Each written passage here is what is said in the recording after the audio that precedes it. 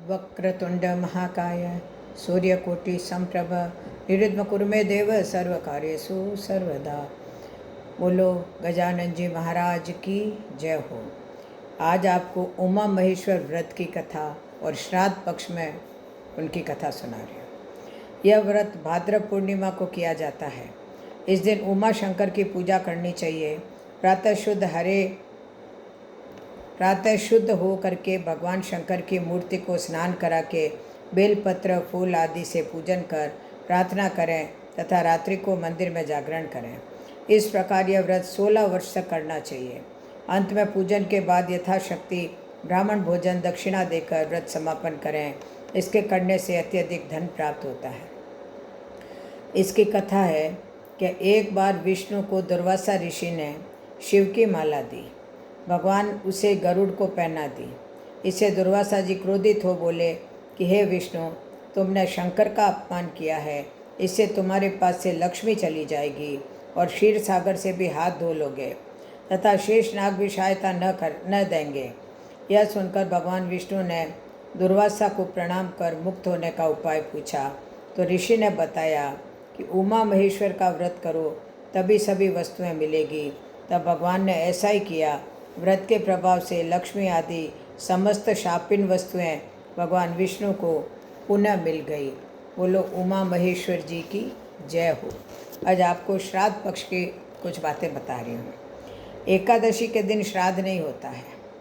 शास्त्र की आज्ञा है कि एकादशी के दिन श्राद्ध नहीं करना चाहिए। पुष्कर खंड में भगवान शंकर ने पार्वती जी को स्पष्ट रूप से कहा है, जो एकादशी के दिन श्राद्ध करते हैं तो श्राद्ध को खाने वाला और श्राद्ध को खिलाने वाला और जिसके निमित्त वह श्राद्ध हो रहा है वह पितर तीनों नरकगामी होते हैं। उसके लिए ठीक तो यही होगा कि वह उस दिन के निमित्त द्वादशी को श्राद्ध करें। तो हमारे महापुरुषों का कहना है कि अगर द्वादशी को श्राद्ध नहीं करें और एकादशी को करना चाहें तो पितरों का पूजन कर निर्धन ब्राह्मण को केवल फलाहार करावें। भले ही वह ब्राह्मण एकादशी करता हो या न करता हो, लेकिन हमें उस दिन उसे फलाहार करवाना चाहिए। श्राद्ध में कभी स्त्री को श्राद्ध नहीं खिलाया जाता है। आजकल एक प्रचलन है कि पिताजी का श्राद्ध है तो पंडित जी को खिलाया और माताजी का श्राद्ध है तो ब्राह्मणी को खिलाया। यह शास्त्र विरुद्ध है। स्त्री को श्राद्ध का भोजन करने की आज्ञा नहीं है, क्योंकि वह जनेऊ धारण नहीं कर सकती। उनको अशुद्ध अवस्था आती है, वह संकल्प नहीं करा सकती। तो ब्राह्मण को भी श्राद्ध का भोजन कराना चाहिए। ब्राह्मण के साथ ब्राह्मणी आ जाए, उनकी पत्नी आ जाए, साथ में बच्चे आ जाए, कोई हर्ज नहीं, पर अकेली ब्राह्मणी को भोजन कराना शास्त्र विरुद्ध है। पितरों को पहले थाली नहीं देवें।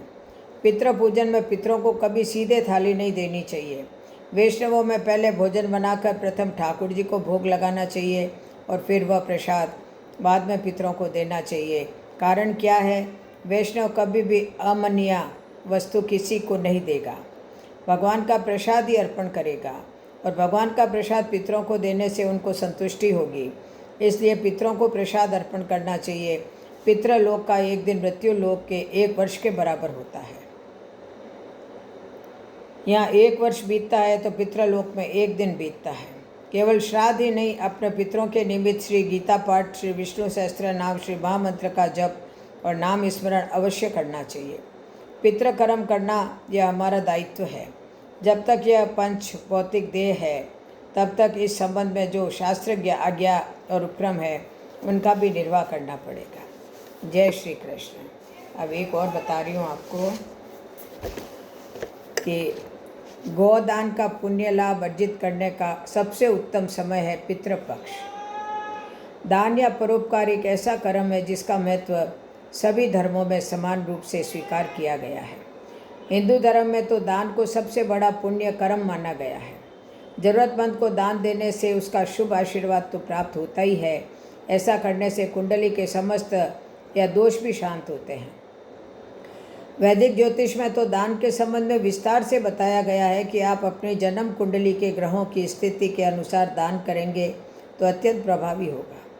खैर, दान तो कई वस्तुओं से किया जा सकता है, लेकिन समस्त प्रकार के दान में गौदान को सबसे बड़ा दान कहा गया है। पितृपक्ष या श्राद्ध पक्ष में गौदान का सबसे बड़ा महत्व है।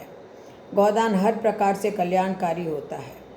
गाय का दान, यदि आप गाय का दान करते हैं, इससे बड़ा कोई दूसरा पुण्य कार्य नहीं। अधिकांश लोग अपने परिजनों की मृत्यु के बाद उनके नाम से गाय का दान करते हैं। इसके पीछे मान्यता यह है कि मृतात्मा जब स्वर्ग या नरक की यात्रा कर रही होती है तो उसके रास्ते में पड़ने वाली बैतरणी नदी को गाय की पूंछ पकड़कर ही पार करना होता है।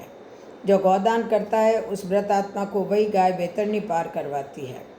जीवन में एक बार गौदान अवश्य करना चाहिए। शास्त्रों का कथन है कि सभी मनुष्यों को जीवन में एक बार गौदान अवश्य करना चाहिए। शास्त्रों में गौदान के कुछ नियम बताए गए हैं। गाय कैसी होनी चाहिए और किस विधि के अनुसार गौदान किया जाना चाहिए, इन सभी के संबंध में शास्त्रों में निर्देश है। गाय के सभी अंगों में देवताओं का वास होता है, इसलिए गौदान से पूर्व गाय का श्रृंगार करना चाहिए। गाय के वस्त्र, श्रृंगार का सामान, आभूषण व अन्य सामग्रियों से गाय की पूजा करनी चाहिए। ऐसा माना जाता है कि गाय के सींगों में ब्रह्मा और विष्णु का निवास है। गाय के सिर में महादेव, माथे पर गौरी और नथुना में कार्तिकेय का वास है। गाय की आंखों में सूर्य, चंद्रमा, नाक में कंबल और अश्वतर नाग, कानों में अश्विनी कुमार, दांतों में वासुदेव, जीभ में वरुण और गले में देवराज इंद्र है। बालों में सूर्य की किरणें, खुर में गंधर्व, पेट में पृथ्वी और चारों थनों में चारों समुद्र रहते हैं। गौमूत्र में गंगा और गोबर में यमुना का निवास माना जाता है। जिस दिन गाय का दान करने जा रहे हैं उसके सींग और खुर चमकदार होने चाहिए। उसकी तांबे जैसी पीठ हो। गाय के साथ सोने या कांसे के बर्तन में भी दूध और घी, तिल डालकर कुश के साथ उस गाय की पूंछ पर रखकर उसे दान किया जाना चाहिए। गौदान के लिए पितृपक्ष उत्तम क्यों है? गौदान वैसे तो वर्ष में कभी भी किया जा सकता है, लेकिन कुछ विशेष दिनों में गाय का दान किया जाए तो अति शुभ फलदायक होता है। गरुड़ पुराण के अनुसार गाय दान करने का सबसे उत्तम समय पितृपक्ष कहा गया है। पितृपक्ष में 2 प्रकार से गाय का दान किया जा सकता है।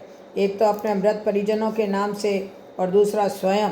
यदि आप अपने पितरों की प्रसन्नता चाहते हैं, उनका शुभ आशीर्वाद प्राप्त करना चाहते हैं, तो पितरों के नाम से गाय का दान पितृपक्ष में अवश्य करना चाहिए।